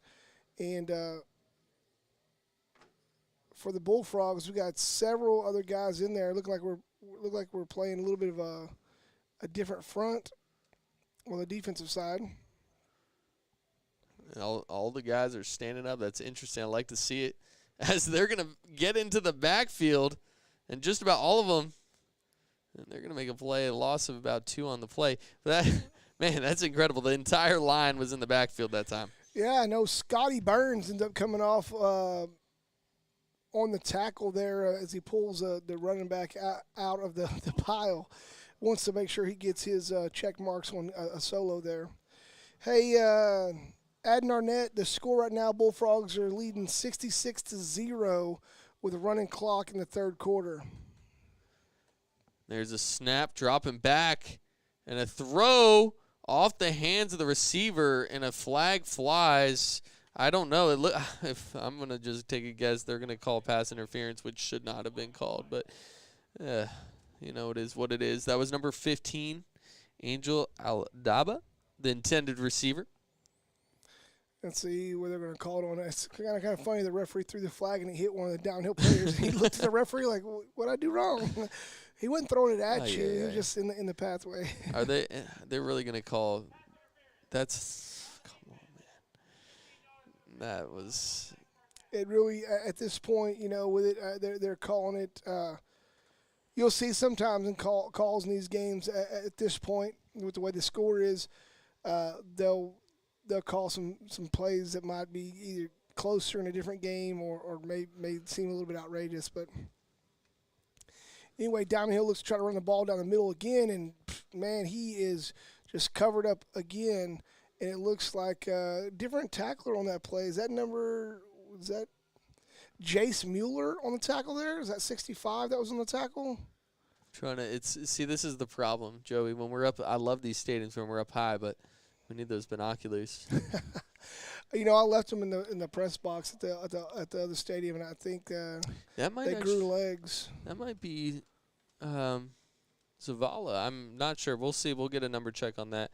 Ooh, pressure comes around the outside, but this time completed the pass. The quarterback hangs in the pocket, able to make the throw. And Diamond Hill getting a little traction here after a pass interference and a completed pass. They have now made their largest gain, moving down the field, 32 yards. Hey, thank you, Johnny. Appreciate you reaching out. And, yeah, you know the vibes. But we're doing our best out here. Appreciate you tuning in. Yeah, Johnny, hey, man, I appreciate you putting together that fantasy league. I'm doing pretty good in it this year. Oh, they try to pass over the middle and come down to break that up was number 9, Justin Gallagher, again on the call, coming down from the safety spot, breaks up that pass. I didn't see who it was intended for, but came down, a great job, didn't go for the ball, but played through the player to the ball and knocked it down. It'll bring it up second down and 10 for the Eagles from the Bullfrog 38-yard line. Look at this, Justin getting involved. You know, it all started with that kickoff return, and here we go. Man in motion for Diamond Hill. Dropping back and fires. Throw was incomplete. Oh, no, it was complete. Yeah. Great catch there. You know, I do like to see that this time we're playing Diamond Hill. They've moved back to a jersey after the rule was invoked where you couldn't have subdued numbers over a jersey.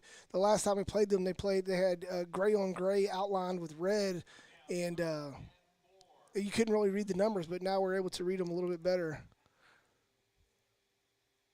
Oh, that is going to be a false start. But, hey, credit Diamond Hill Eagles looking to throw the ball around. Found some success here. And that's going to be 5-yard penalty. Yeah, and the referee, I feel bad for him sometimes. You know, he's really wanting to give the benefit of the doubt. He did not want to throw that flag, but there was no getting away from throwing that one. The lineman stood up. He's like, oh, man. He's like, man, my fault. But we just want to take a moment. Thank you guys so much for joining in. Thank y'all for tuning up. Thank you for tuning in. Tonight's broadcast, we'll get through a couple more spots for those sponsors. Pass down. Oh, just out of reach. Intended for, it looked like 20. Number 20, we do have a name on that one. Aaron Chavez, the freshman for the Eagles. Just kind of just a little bit out of reach, but almost intercepted by the Bullfrogs. Number 16, Arian Bouillon was the closest man in the area. So Bullfrogs still trying to get after it here. Like I said, you know, a chance like this, number 2s get a chance to play live against another varsity team. Don't take nothing away from Diamond Hill. They are another varsity team. So the number 2s get a chance to really play. And the blitz is on, coming through. Quarterback throws it quick. And, man, he heard the footsteps of Justin Gallagher as he came stomping down and made contact with the receiver right as the ball touched his hands, and he broke it up. That pass was intended for number 20, again, Aaron Chavez. It broke up. It'll bring up a 4th down for Diamond Hill, and it looks like they are going to go ahead and punt. And I'm going to take the time right now to give another spotlight out to Stephen Barber Insurance, State Farm Insurance Agent, located at multiple locations around the upper northwest side of the Metroplex. Give them a call at 817-238-2265 for all your auto, home, life, health, renters, and business insurance. Give them a call. They have a location at 209 Belmont Street over in Saginaw. They also have a location right next to Great Clips there in the shopping center in Lake Worth near the movie tavern right there on the main strip right there at Boat Club Road.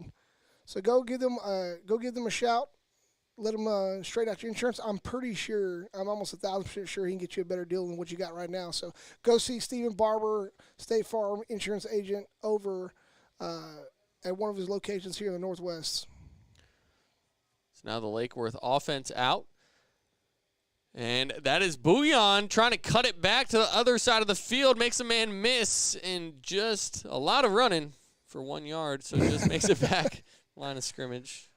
Coach, why don't I have 50 yards running? Well, because the actual line of scrimmage gain, you only got 1, but you ran 50 to get the 1. But, hey, I don't blame him for trying to make something happen because the time is moving here quick. We're down to 40 seconds left in this third quarter with this running clock out of courtesy and sportsmanship. You know, that's what you always want to see. You know, I hate talking about that, but everybody's going to see this game's going to be over rather quickly. They'll run through this. The Bullfrogs have a handle on this, 66-0, and we line up now, 2 out to the left, 2 in the backfield. Handoff in the backfield. And still on his feet, trying not to go down. He was trying to keep fighting. That's Madrone. But, you know, it's funny. You look at Bouillon, and that's just, you know, he's a good kid. He plays wide receiver and DB, and they had him in the backfield there. But, you know, that just shows what it's like sometimes to be a young or inexperienced running back.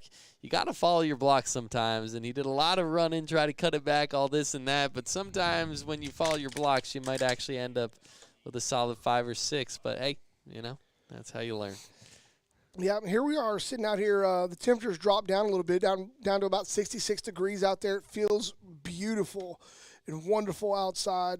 But the tails on the goalposts are still not moving, so there's not an ounce or a mile per hour of any breeze that is out there. This Texas weather, man, I don't know if you checked. It's dropping down right now. Tomorrow it's going to be like 91, and then it's going to go down to like 70-something. It's like bounce. It's rain. It's up. It's high 90. It's 70. We might see some low 50s, some lows this week, but this is where it's funny. This year's been rather warm. I remember it being a little colder during most football seasons, and, you know, that's going to be the challenge. Is how quick is going to drop down going into playoffs, exactly. and who's going to be able to make that adjustment. And That's going to be a thing. But that's the kind of thing that almost works in favor for a team like Lake Worth that really relies on their run game. You know, it's hard for a quarterback to get that feel on the ball, but, you know, of course Reese can throw the rock, but great running quarterback as the kick from Polito here, his first punt of the night. It's a good roll here. It's going to go out of bounds just about the 23, 24-yard line. And that's the first time the Bullfrogs have had to punt tonight. And the thing about it is I really think the Bullfrogs probably could have lined up and did something. But this is another testament to this. And I'm not don't take this the wrong way as if I'm trying to say that, you know, Welch and company are backing off and taking it easy. Coach Welch knows what it's like to be in the position of Diamond Hill somewhat in form or fashion. I mean, when he came here, the Bullfrogs still went 500 on the season. Out of the gate with Welch and them here, which they'd been 500 in the 2-3 previous seasons, I think, maybe right before he got here and staff got here. But this is the thing, is that coaches know what it's like to be on the receiving end of what's going on here tonight. And I really commend Coach Welch and staff. They're getting their number twos looks at. You know, I'm not saying they're taking off. They're not at all. But you're getting a chance to give your number twos get great looks, but at the same time punting that ball and not really trying to prove anything else than what's already on the scoreboard.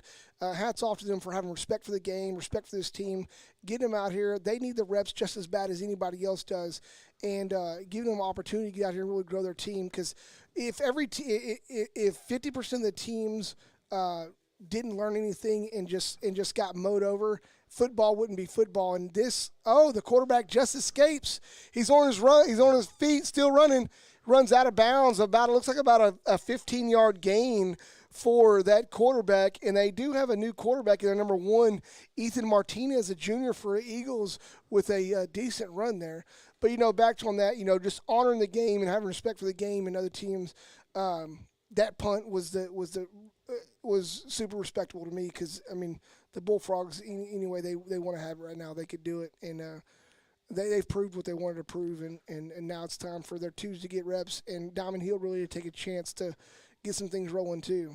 They're going to run this one right up the middle, and a good run there. It's going to be another first down, a gain of about 12 or 13 on the play. But, yeah, Johnny, speaking of what you were just talking about, Johnny was like, you know, couple years ago, we were on the other side of this against La Vega, and you know that's exactly to the point you were just making. Is, you know, we've been on that side and we know how it feels, so it's about having respect for the game. So here we go, and a little bit of a mishap there, but still get the handoff, and that's going to be just about to the line of scrimmage, maybe a loss of one on the play. But yeah, I mean, everybody, if you've been in the game long enough, you've won big time, you've lost big time, and it's part of the game. And like you said, it's just about having that respect. And I got to give up respect to just the Diamond Hill players right now. Any other game, you'd see guys getting chippy because they're getting the breaks. You know, they're getting, true. They're getting done in. But even right now, and the respect goes to the other side of the Bullfrogs too. I mean, they're tackling guys up and maybe smashing them down pretty good, but they're picking them back up and getting them up and getting them ready to play again. You know, when you have teams that respect each other. Oh, what a great catch. They're going to call it a catch. Great job. That was number 15. That's their number Angel Aldaba. Yeah, great catch. A little high.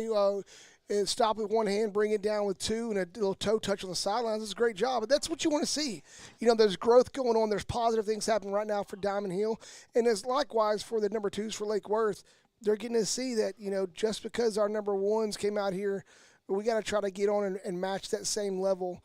And so the Bullfrogs, they're getting a chance to really get after it right now too. So I love what I'm seeing right now. And here comes the pressure. The throw is off. It's a deep shot downfield, and it's caught. Wow, good play there. That's number 13, and that's a blank on our page for him. But, man, coming back to that ball, great awareness, able to slide back and make the catch. Yeah, great job. I tell you what, this number one, I can't say anything more about the kid. Ethan Martinez has come out here slinging this ball. He's actually throwing the ball, got a good tight spiral, good spot on the ball. Doing a great job kind of lifting that up and really getting it out there, kind of giving him a little breath of life here as this clock is just winding down. Handoff back in the backfield, number 11. He's quick. He reminds me a little bit of Cornell Avington, the kind of how quick his feet is between Cornell Avington and Madrone, number 11, Angel Mijares on the carry. There's no gain on a play, but I mean, he ran laterally is what ended up happening. The Bullfrogs just happened to have a lot of speed and kind of track that down pretty quickly. But still, I mean, you're seeing some things. And that's what I said earlier about Diamond Hill. You see these flashes, you see the talent, you see the growth that can happen for this team, and they're young. And you know, being a young team, sometimes you got to go through the mud before you get anywhere else. Pressure on the QB, but he sneaks out. Makes a couple men miss, is finally going to be brought down. But, yeah, Martinez doing his thing out there, making some plays happen. Gain of about 4 on the play. Oh, they're going to give him 4 apiece, maybe close to 5. So they give him about 4 on the yards there. He turned nothing into something there. All right, so 6:20 here in the fourth quarter. It's going to bring up 3rd and medium. So, again, Diamond Hills haven't scored this year, so they're kind of knocking on the edge. Of course, you don't want to be that team. We'll see how the defense responds here for Lake Worth. It's one man in the backfield, trips out to the far side, and Martinez throws, almost picked off as Gallagher in his helmet, a little bit of a high throw. Yeah, Gallagher had an opportunity there. Vroxy, yeah, you're just tuning in. Yeah, it's not. You're right. It's not 57-0. It's 66-0 right now. The Bullfrogs, and it's been a moving clock this whole second half. We're down just to about 5 minutes and 30 seconds left to go in the ball game. The Bullfrogs offense may see the ball one more time before this thing is out, but the number one offense, number one defense came in and really just kind of played off of what they had last week, and just really just came in and just dominated. 4th and 5. Martinez rolling out, trying to get his first down, and he is going to get the first. Just past the 10, so this is going to be 1st and goal. And really, tell you what, Martinez really trying to do anything he can to really just really get his team rolling. And I mean, the kids right there, I mean, you just see that talent that's out there. I mean, the kid is quick. He's able to get outside and get upfield, and he gets them into a situation that it's just going to be 1st and goal for Diamond Hill Jarvis. And so containing that quarterback now is becoming a problem for the number 2 defense for the Bullfrogs. So that is now, I believe, Marcus Menchaca is back in. A timeout is called here, but at quarterback. No, I see Martinez. We'll see what happens here. Took a little bit of a lick, but he walked off on his own power. Now I'll take the time here to go ahead and plug again tonight. Eagles Nest Sports Restaurant, 8455 Boat Club Road, Suite 100, Fort Worth, Texas 76179 is the zip code. Just up the road from Lake Worth High School. Go out there and check them out. A great place to go watch a ball game. I mean, I can't say enough about it. All the TVs they have there, fantastic. Their breakfast, I mean, believe it or not, like you think of it being a sports restaurant, you know, a lot of places don't open early. They do open early, and the breakfast food is good. You know, Coach Welch always mentions on the show on the weekends, you show up out there, you might see him and his family out there. You might see me out there. I mean, I literally live as the crow flies, probably a half mile from Eagles Nest. It's a great place to be there. If you're from the Lake Worth area or from the Eagle Mountain Saginaw area, go there. You're liable to run into people you know there, I promise you. It's a great place to go. And not only that, they have the best tall, ice-cold glass of water you can get in town. And that's what I like to drink these days is just ice-cold water. So stop by there at Eagles Nest and stop by, get something to eat, enjoy a game. Back at it. So here we go, shotgun formation. A quick toss, and I believe a whistle was blown. So scratch that.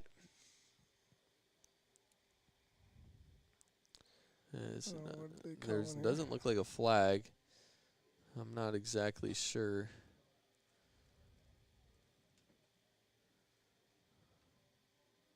Yeah, they just stopped that play. I'm not sure because I know the coaches. Oh, I think I know. Okay. They're wanting to take out Martinez. I don't know if a helmet came off or something, but they're calling delayed game. Okay, well, interesting. They didn't look like delayed game to me, but I mean, I'm not sure.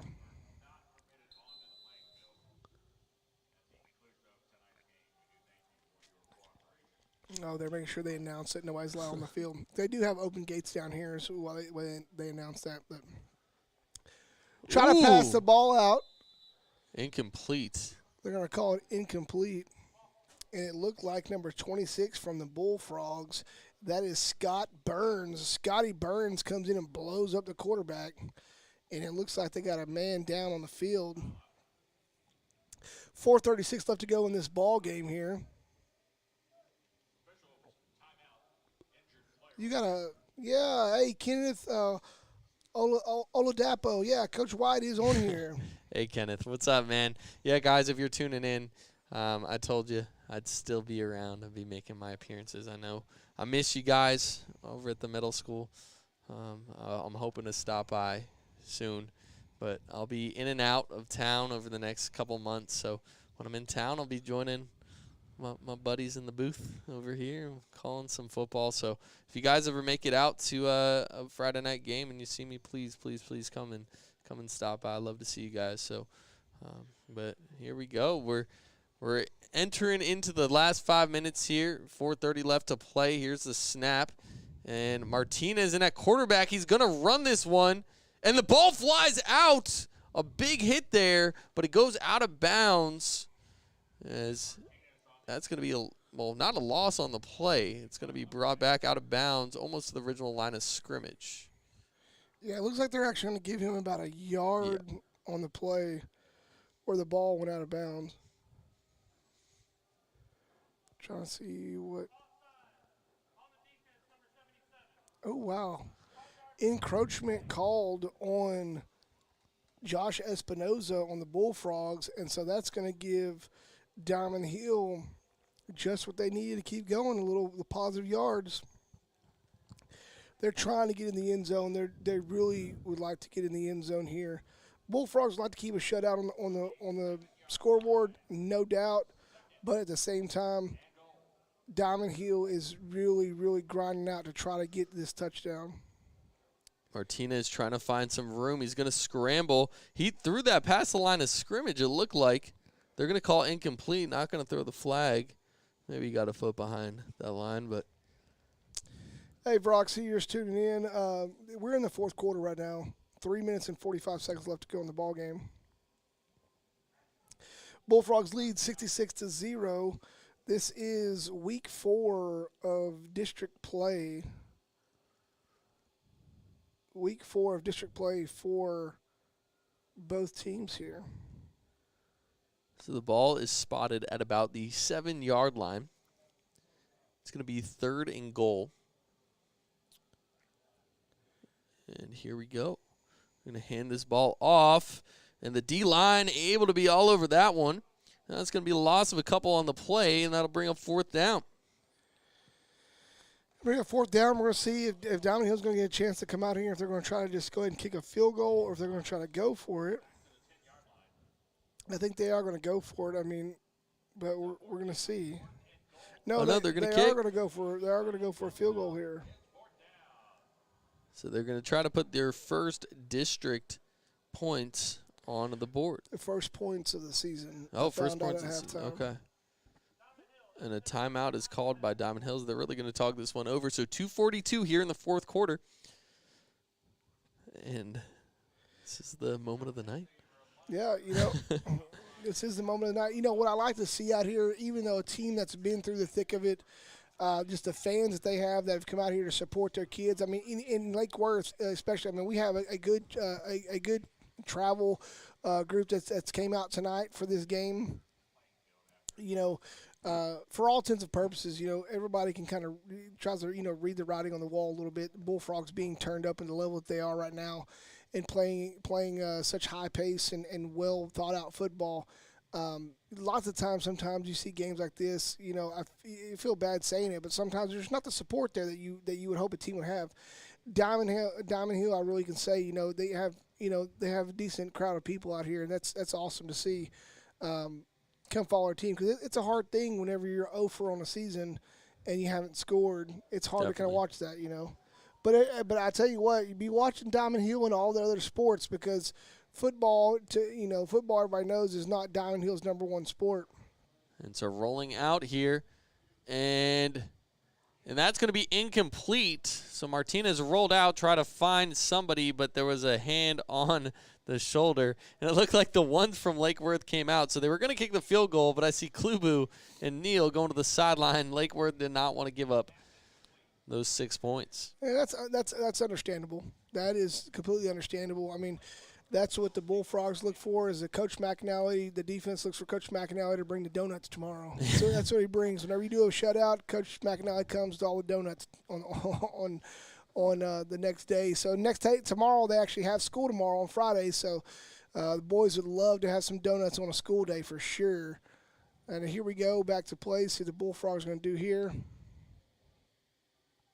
And they're just going to go ahead and kneel the football here.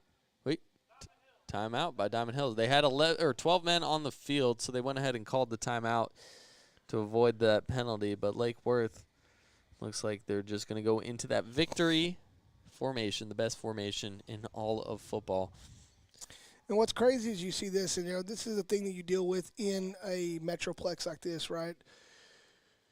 Diamond Hill, along with a lot of the other Fort Worth ISD schools, where they have a struggle is you're so close to so many great programs. I'm not saying that Diamond Hill's not a great program, right? It's just not a winning program when it comes to football.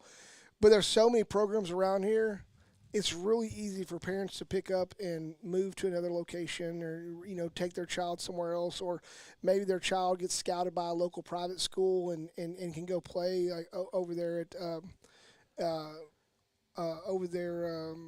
the school. I think Nolan Catholic. You see lots of great players, and you have these great positions that get developed, and those kids get picked up by a private school, and it kind of just bleeds the Fort Worth schools a little bit. And so you're seeing, you've definitely seen some flash out here by Diamond Hill, and there's a possibility you see some of these kids end up at another program next year. You hope you don't, because that's it's hard to build a program if you got people that move away. But Metroplex is a kind of a transient city. Yeah, there's definitely. people that move in. They move in. Parents get different jobs. They move to Dallas, or they move out of state. They move somewhere else, and so it's hard to kind of keep football is a program that you really have to have some longevity in to kind of get those kids seasoned and kind of get them used to your work ethic and all of those things that the coaches put forth, and it's just difficult.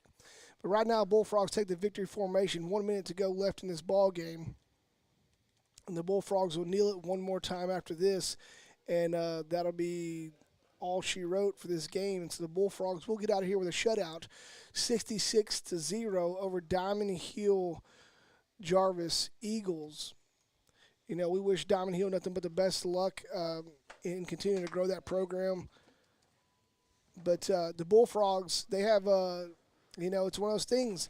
You come out here, you win big like this, you got to straighten things out. There's definitely still things the Bullfrogs have to correct moving into next week. You can't go around thinking that you're just going to, kind of push your way through. That you're going to push your way through or anything like that.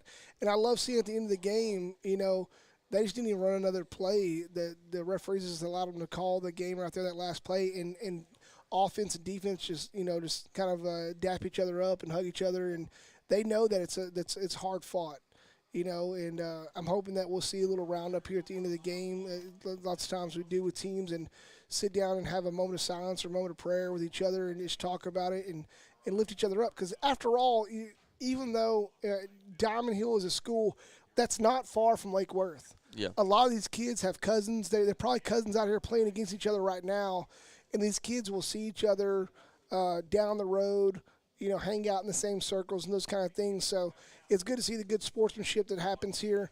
But the Bullfrogs take this win. Take it with you. Coach Alvarez. Coach Alvarez come digging my popcorn. I was like, take it with you. I bought the largest bag of popcorn they had, and I promise you, it looked like a grocery sack full of popcorn. But you like to see the good sportsmanship come out of this game, and you like to see the Bullfrogs come out with a W because we are a homer team. We want to always see the Bullfrogs win, but to win with class, to win with class is the way Coach Welch wants. That's the way it should be done. Football is more than just a game on the field. It's growing young men growing young guys to be young men and to carry on outside of the game of football. Some of these guys out here on Diamond Hill Jarvis, this will be the last season that they play. Last time they ever touch the field. Same thing for Lake Worth. So every second, every moment, getting to play the game they love counts, no matter the wins and losses. And so you just go through it, and whether your way through it, whether you have a winning season or a losing season, just so happens to be the Bullfrogs are on a roll, and Diamond Hill isn't. So it's always just good to see and good to be around the game of football. I love it through and through. That's why I'm here every Friday night, Thursday night, run Booster Club at the high school, youth football, all that good stuff. And, it's just great to see. So what we're going to do here, we're going to go ahead and close with that so we can get packed up because Fort Worth like to turn the lights off on us so we don't watch out. So, hey, guys, it's been a great game. Thank y'all for tuning in. Throw them L's up for another W for the Bullfrogs, as the Bullfrogs now are 6-1 on the season, 4-0 in district. Coming up next week, I believe it's another one of the hills, Eastern Hills or Western Hills, one of those. Pick it, choose it. That's what it'll be next week, but it will be at home. So, hey, as much as we love you guys tuning in, we'd love to see your faces. Come say hi up in the booth on Friday night. We'd love to see you guys. But until then, for Chuck Cormier and Chris White, I'm Joey Wilcox and Bullfrog Radio. Thank you to our sponsors, Eagles Nest and Stephen Barber Insurance Agency. Until next time, let's go Bullfrogs.